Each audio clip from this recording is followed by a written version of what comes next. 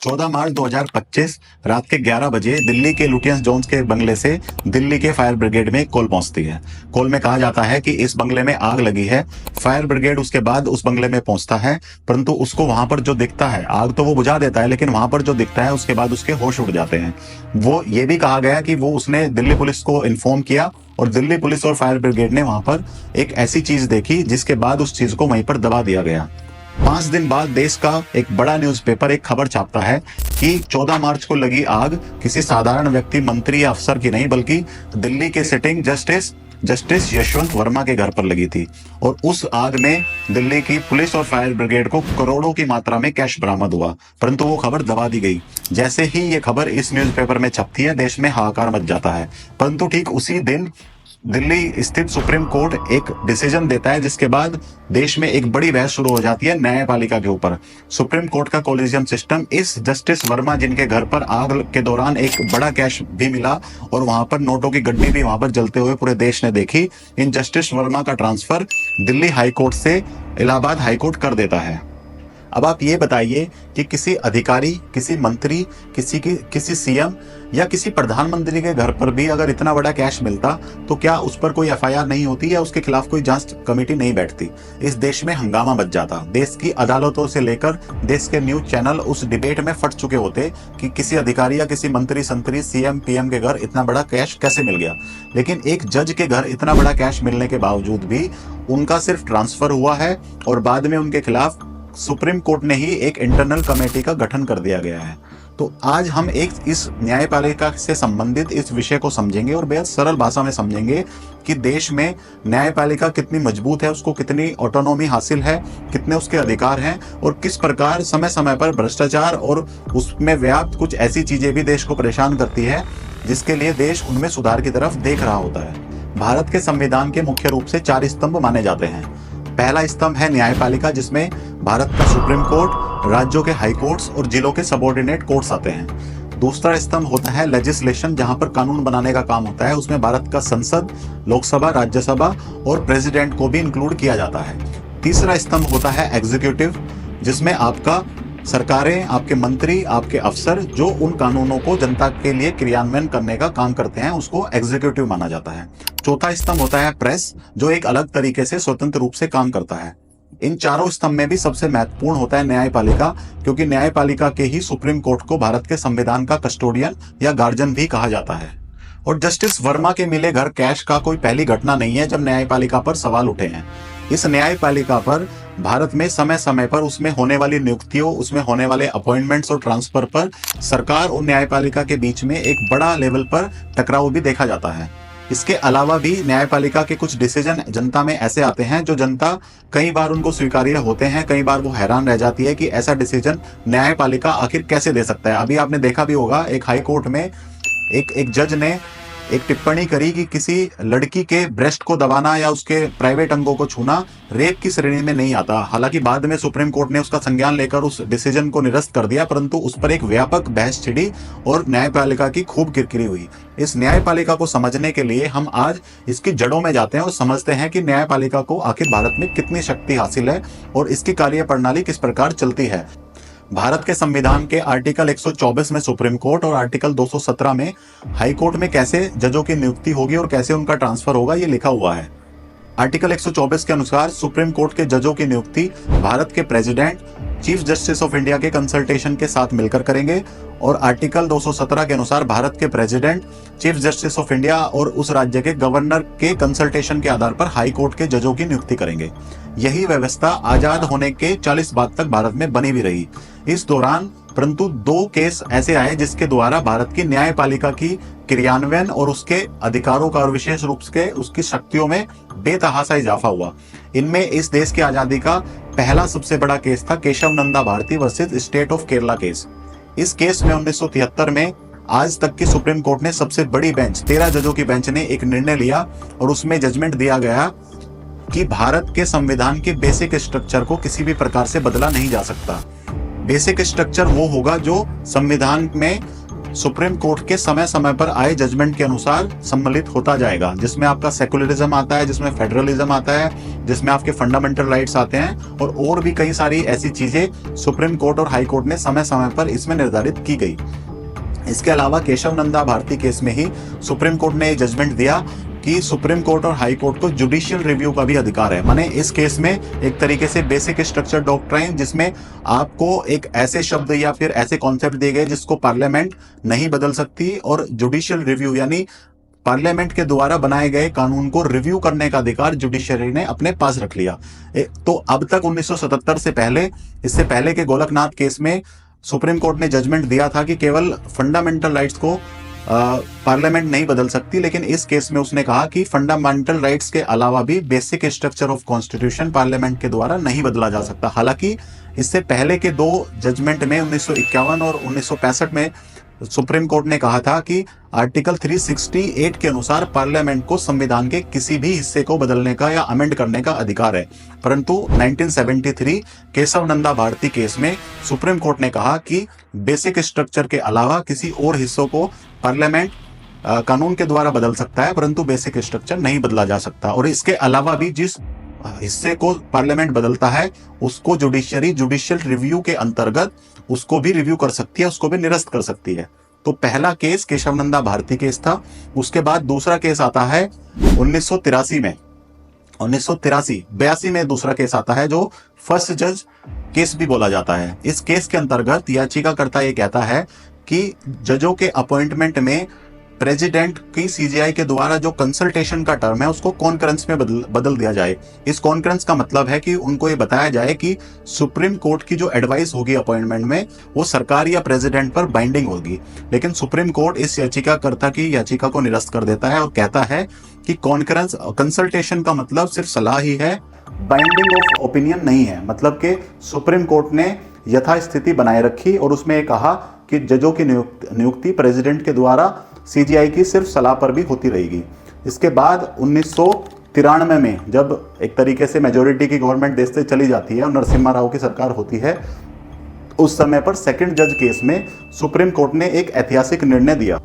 इस निर्णय में सुप्रीम कोर्ट ने अपनी नियुक्ति का प्रावधान एकदम से बदल दिया। जिस नियुक्ति की प्रक्रिया अब तक कंसल्टेशन के आधार पर होती थी, इस सेकंड जज केस में सुप्रीम कोर्ट ने कोलिजियम सिस्टम बना दिया। कोलिजियम सिस्टम में उस समय पर सीजीआई और 2 जजेज होते थे और उनको ये कहा गया कि ये कोलिजियम 3 जजों की इस कमेटी को कोलिजियम सिस्टम कहा जाएगा और अब इन्हीं की सलाह पर जजों का अपॉइंटमेंट होगा। और वो सलाह भी अब तक जो कंसल्टेशन होता था अब वो सलाह बाइंडिंग होगी और सरकार को या प्रेसिडेंट को वो सलाह माननी ही पड़ेगी। इस प्रकार से सुप्रीम कोर्ट ने अपनी और हाई कोर्ट की नियुक्तियों में एक कोलिजियम सिस्टम का निर्धारण कर दिया। हालांकि ये कोलिजियम सिस्टम दुनिया के किसी भी दूसरे देश में नहीं पाया जाता, ये भारत में यूनिक था। उस समय पर सुप्रीम कोर्ट ने इस चीज को एक तरीके से ट्रांसपेरेंसी और जुडिशरी की इंडिपेंडेंसी के लिए ही बनाया होगा, परंतु बाद में इस कोलिजियम सिस्टम में बहुत सारी खामियां भी मिलने लगी। 1998 के तीसरे जज केस में, जिसको तीसरा जज केस कहा जाता है, सुप्रीम कोर्ट ने 2 और जजों का एडिशन इसमें कर दिया। मतलब अब कोलिजियम सिस्टम में एक चीफ जस्टिस ऑफ इंडिया और 4 अन्य सीनियर मोस्ट जजेस होते हैं जो हाई कोर्ट और सुप्रीम कोर्ट के जजों की नियुक्ति और उनके ट्रांसफर का निर्धारण करते हैं और प्रेसिडेंट को सलाह देते हैं, जिनको प्रेसिडेंट को मानना ही होता है। उसमें और कोई दूसरा ऑप्शन नहीं दिया जाता है कि आप मानोगे या नहीं, ये बाइंडिंग होने लगी। कोलिजियम सिस्टम में सुप्रीम कोर्ट को जजों की नियुक्ति में लगभग पूर्ण स्वतंत्रता मिल जाने के बाद ये अपेक्षा थी कि भारत में न्याय मिलने की गति त्वरित हो जाएगी, तेज हो जाएगी और जजों के अपॉइंटमेंट में भी एक तरीके की पारदर्शिता बढ़ती जाएगी और उनके अपॉइंटमेंट में मेरिट का ध्यान रखा जाएगा। लेकिन बाद में आए आंकड़े उसके विपरीत कहानी कहने लगे। आज भारत में लगभग 5 करोड़ केसेस पेंडिंग है, जिसमें 80,000 केसेस सुप्रीम कोर्ट में पेंडिंग है, 60 लाख केसेस हाई कोर्ट में पेंडिंग है और लगभग 4.5 करोड़ केसेस भारत की निचली अदालतों में पेंडिंग चल रहे हैं, जहां पर लोगों को सिर्फ तारीख पर तारीख मिलती है। इसके अलावा 2015 में आई एक रिपोर्ट ये भी कहती है, क्योंकि समय के साथ साथ इस कोलिजियम सिस्टम में उनमें जजों की अपॉइंटमेंट या नियुक्ति में ये भी आरोप लगने लगे कि जजेस सिर्फ अपने भाई भतीजा या परिवारवाद का ही ध्यान रखते हुए जजों का अपॉइंटमेंट करते हैं। 2015 में आई एक रिपोर्ट जो मुंबई बेस्ड लॉयर के एक रिपोर्ट आई थी, उसमें यह कहा गया कि सुप्रीम कोर्ट के 33% जजेस और हाई कोर्ट के 50% जजेस वही जज होते हैं जिनका कोई ना कोई पहले से जुडिशरी से नाता रहा है, मतलब परिवार का कोई नाता रहा है। तो इस प्रकार जो जुडिशरी कोलिजियम सिस्टम के द्वारा ट्रांसपेरेंट होनी थी, भ्रष्टाचार मुक्त होनी थी और परिवारवाद से मुक्त होनी थी, उस पर ये आरोप लगने लगे। इसी प्रकार 2023 में आई एक global rule of law index के द्वारा भारत की जुडिशरी को 79th रैंक दुनिया में मिली है, मतलब हम 79वें स्थान पर है। तो न्यायपालिका की इस दयनीय स्थिति और लोगों को मिल रही तारीख पर तारीख को देखते हुए 2015 में केंद्र में मोदी सरकार ने एक बिल लेकर आई। 2015 में 99th कॉन्स्टिट्यूशनल अमेंडमेंट बिल आया, जिसको कहा गया नेशनल जुडिशियल अपॉइंटमेंट कमीशन, या आप इसको एनजैक भी कह सकते हैं। एनजैक के द्वारा सुप्रीम कोर्ट और हाई कोर्ट के जजों का अपॉइंटमेंट होना तय होना था। इसमें विशेष बात यह रही कि एनजैक को पार्लियामेंट में सर्वसम्मति से पास कराया गया और लगभग एक मेंबर राम जेठमलानी के अलावा सभी मेंबर ने एनजैक का समर्थन किया। इसके अलावा भी देश की 16 असेंबली ने एनजैक को अपने असेंबली में एक तरीके से उसको समर्थन के लिए प्रस्ताव पारित भी किया गया। एनजैक में 6 मेंबर होने थे जो जजों का अपॉइंटमेंट करते।